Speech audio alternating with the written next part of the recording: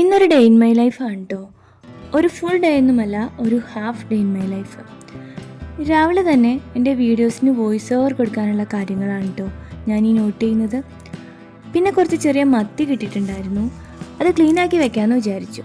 നമ്മുടെയൊക്കെ ഉമ്മമാർ ഫിഷൊക്കെ കറി വെച്ചും വറുത്തുമൊക്കെ കൊണ്ടു തരുമ്പോൾ നമ്മൾ അറിഞ്ഞിട്ടുണ്ടോ അല്ലേ ഇതിൻ്റെ പിറകിലുള്ള ഈ ഒരു കഷ്ടപ്പാട്.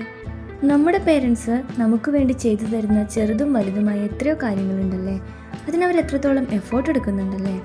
പേരൻസിൻ്റെ എഫേർട്ട് മക്കൾ അറിയാതെ വളരട്ടെ എന്ന് ചിന്തിക്കുന്ന കാലഘട്ടത്തിൽ നിന്ന് മക്കളെല്ലാം അറിഞ്ഞു വളരട്ടെ എന്ന് ചിന്തിക്കുന്ന കാലഘട്ടത്തിലേക്ക് കുറേയൊക്കെ മാറിയിട്ടുണ്ടല്ലേ.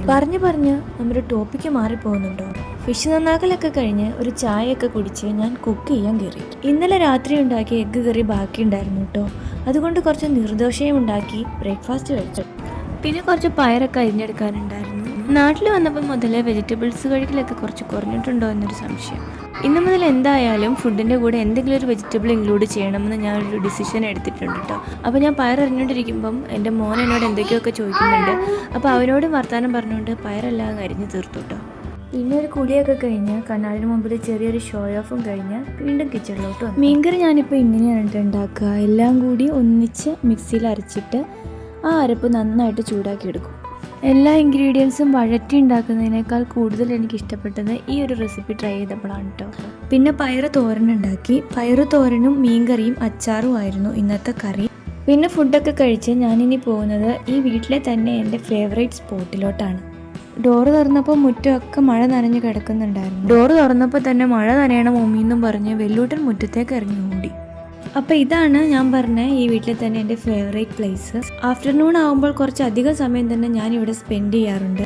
ഈ സമയത്ത് ഞാൻ എൻ്റെ ഓഫീസ് മെയിലൊക്കെ ചെക്ക് ചെയ്യും. പിന്നെ വാട്സാപ്പ് മെസ്സേജസ്, പിന്നെ ഞാൻ അപ്ലോഡ് ചെയ്തിട്ടുള്ള വീഡിയോസിൻ്റെ സ്റ്റാറ്റസ്, ഇതൊക്കെ ഞാൻ ഈ സമയത്ത് ചെക്ക് ചെയ്യും. പിന്നെ ഞാൻ ഷൂട്ട് ചെയ്ത് വെച്ചിട്ടുള്ള എൻ്റെ വീഡിയോസ് എഡിറ്റ് ചെയ്ത് അപ്ലോഡ് ചെയ്ത് വെക്കും. ശരിക്കും ഞാൻ വീഡിയോ അപ്ലോഡ് ചെയ്യുന്നതും എഡിറ്റ് ചെയ്യുന്നതും ഒക്കെ ഞാനിപ്പോൾ ഷൂട്ട് ചെയ്തുകൊണ്ടിരിക്കുന്ന ഫോണിലാണ് കേട്ടോ.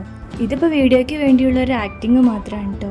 അതിൻ്റെ ഇടയ്ക്ക് എൻ്റെ ബെസ്റ്റ് ഫ്രണ്ട് എനിക്ക് മെസ്സേജ് അയക്കുന്നുണ്ട്.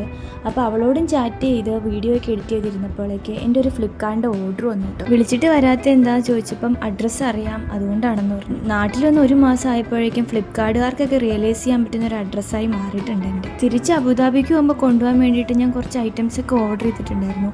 അപ്പോൾ അതിങ്ങനെ ഓരോ ദിവസമായിട്ട് വരുന്നുണ്ട്. അപ്പോൾ അതുകൊണ്ടാണ് തോന്നുന്നു അഡ്രസ്സ് കണ്ടപ്പോൾ അവർക്ക് മനസ്സിലായത്.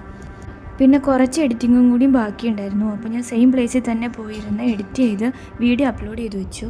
അത് കഴിഞ്ഞപ്പോൾ ഉമ്മച്ചി നല്ല അവലും ചായയൊക്കെ ആയിട്ട് വന്നു കേട്ടോ. അപ്പോൾ അത് കഴിച്ചു. അപ്പോഴത്തേക്ക് സമയം ഈവനിങ് ആയിട്ടുണ്ട്. ഇനി കുറച്ച് നേരം എൻ്റെ വെല്ലുവിൻ്റെയും കുഞ്ഞിൻ്റെയും കാർട്ടൂൺ ടൈമാണ്. അപ്പോൾ അത്രേ ഉള്ളൂ എൻ്റെ half day in my life. Videos ഇഷ്ടമാകുന്നുണ്ടെങ്കിൽ സബ്സ്ക്രൈബ് ചെയ്ത് സപ്പോർട്ട് ചെയ്യണേ.